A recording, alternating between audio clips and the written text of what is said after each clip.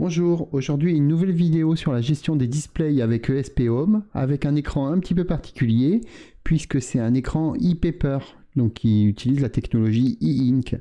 Donc c'est la particularité de cette technologie, c'est le fait que, comme vous voyez là, l'écran n'est pas alimenté et pourtant il affiche toujours quelque chose.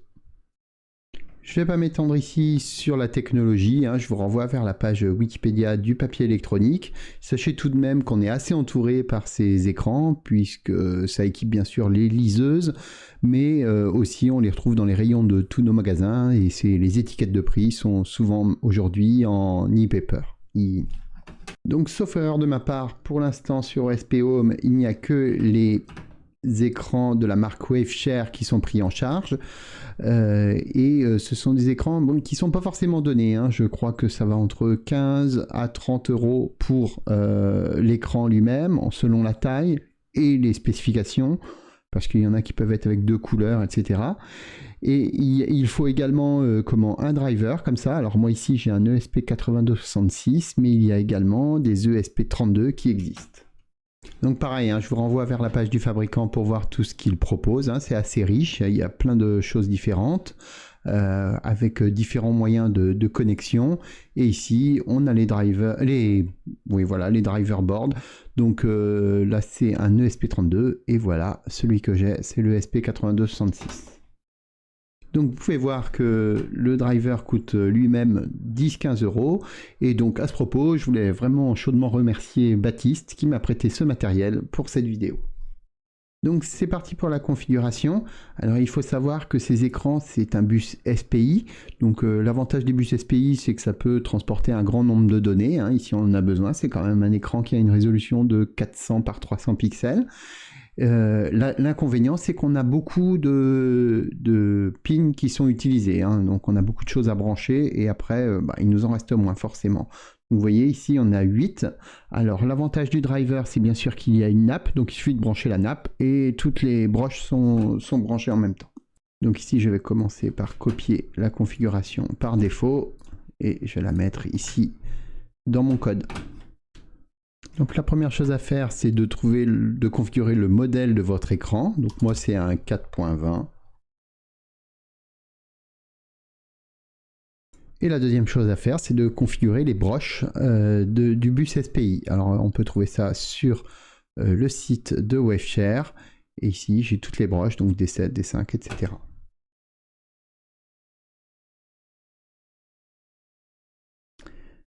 Alors par défaut il affiche un texte, mais moi j'ai pas envie d'installer de fonte pour l'instant, donc je vais utiliser des méthodes de l'objet it. Et donc là si je vais sur display, ici j'ai des basic shapes, donc des formes de base, et donc je peux tracer des lignes, des rectangles, des cercles. Donc voilà ce que je vais faire. Donc un rectangle qui part en haut à gauche, donc à 5,5 et qui finit en bas à droite. Et je vais faire un cercle qui va être au centre. Donc ici on prend la largeur, on la divise par 2, la hauteur on le divise par 2, et donc on fait 50 de rayon. Voilà, donc j'envoie le code. Et là j'ai une erreur. En effet, cet écran n'accepte pas la configuration Full Update Every.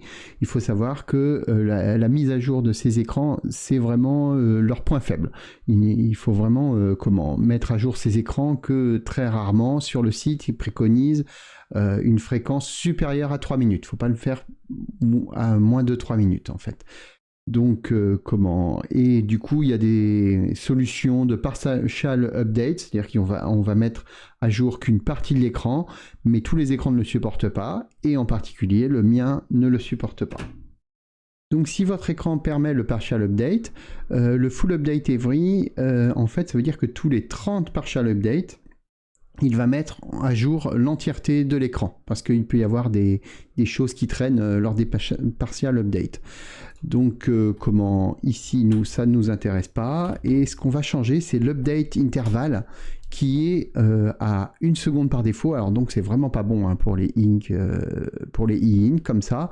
Donc ici pour l'exemple on va mettre 60 secondes, ce qui n'est toujours pas bon. On va avoir une autre méthode, je vais vous montrer une autre méthode ensuite pour les mises à jour.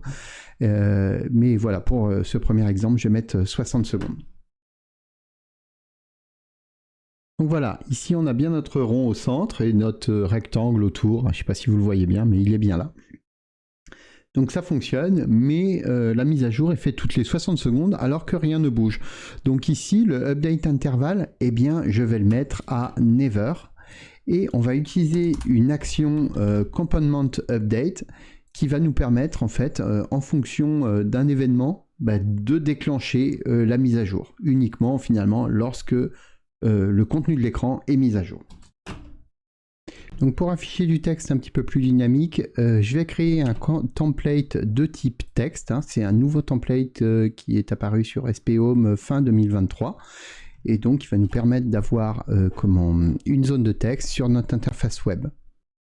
Donc voilà, maintenant si je vais sur mon interface web, j'ai bien un texte ici que je peux mettre à jour. Et le but du jeu maintenant, ça va être de l'afficher sur mon écran et de mettre à jour mon écran uniquement lorsque j'ai changé mon texte.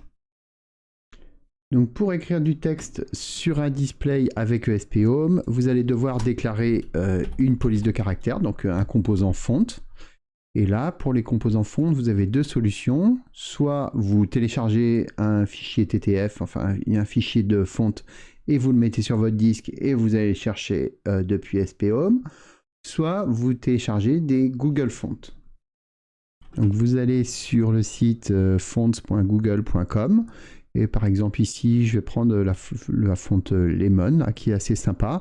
Alors ce qu'on va devoir récupérer c'est le Lemon, quand on clique dessus c'est ce qu'il y a décrit ici dans l'URL, d'accord, Lemon. Donc ici voilà ce que ça va nous donner, on a une taille de 23. Donc là, j'ai envoyé mon code et pourtant rien ne se passe à l'écran. Eh bien oui, c'est parce que ici, j'ai mis un update interval à never, donc il n'est jamais mis à jour, et je ne mets jamais à jour finalement le display. Donc je vais devoir utiliser l'événement onValue de mon template text pour mettre à jour mon écran.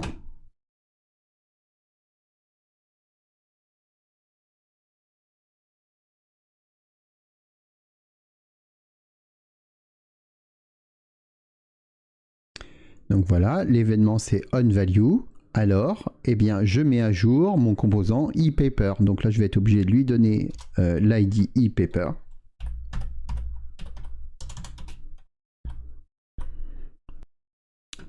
Donc voilà, mon firmware est téléchargé. Pourtant, rien n'a changé. Ah oui, il faut que maintenant que je change mon texte dans mon interface web.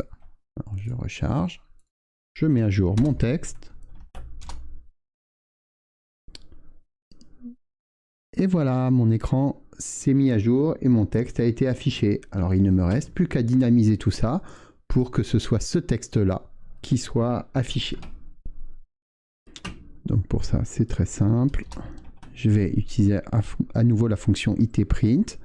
Et ici, au lieu de mettre un texte statique, je vais récupérer le texte qu'il y a dans mon template texte. Donc texte ePaper. Donc ID text ePaper. .state.cstr. C'est toujours un peu une tannée à trouver les bonnes conversions en C++, mais voilà, là il était dans l'exemple dans la doc ESP Home. Et ici je vais enlever mon cercle, j'en ai plus besoin.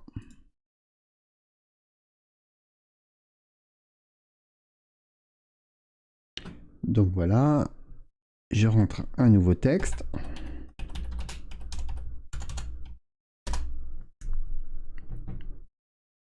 Et il s'affiche. Au passage, vous voyez que c'est assez long à mettre à jour. Mais voilà, ça fonctionne. Allez, je voulais terminer en vous montrant une nouvelle fonctionnalité qui est apparue à peu près mi-2023 sous SP Home, qui est la possibilité en fait d'ajouter une image depuis la bibliothèque Material Design Icon. Donc je crois qu'il y a 7000 icônes, voilà, 7447 aujourd'hui. Et là, ça va être très simple de les afficher puisqu'ils sont en SVG. On va pouvoir choisir la bonne taille, etc. Donc moi, j'avais pris le petit chat, donc 4. Voilà, le voilà. Il suffit de cliquer dessus, de prendre le nom ici, 4. Et là, de le remplacer ici à MDI 2.4. Donc au niveau du code, ça donne ça. Donc ici je fais un resize de 100%, mais je peux vraiment faire ce que je veux vu que c'est du SVG, c'est du vectoriel, donc on peut vraiment l'agrandir comme on veut, quoi. Pour l'afficher, c'est très simple. Il me suffit de cette ligne de code. Je donne les coordonnées à laquelle je veux afficher mon image. Et ensuite, j'indique l'ID 4, qui est l'ID de mon image ici.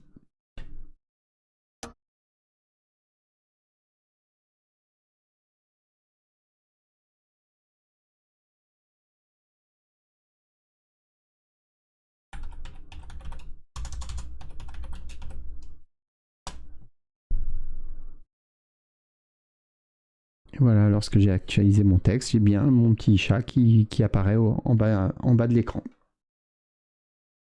Alors bien sûr, hein, vous pouvez utiliser l'événement onBoot pour ne pas avoir à mettre à jour à chaque fois votre écran lorsque vous changez le code. Voilà, j'espère que la vidéo vous aura intéressé et n'hésitez pas à acheter ces écrans, ils sont vraiment sympathiques. Je pense qu'ils vont baisser en prix bientôt, on aura des alternatives moins chères, donc selon vos besoins, ça peut être vraiment, vraiment bien.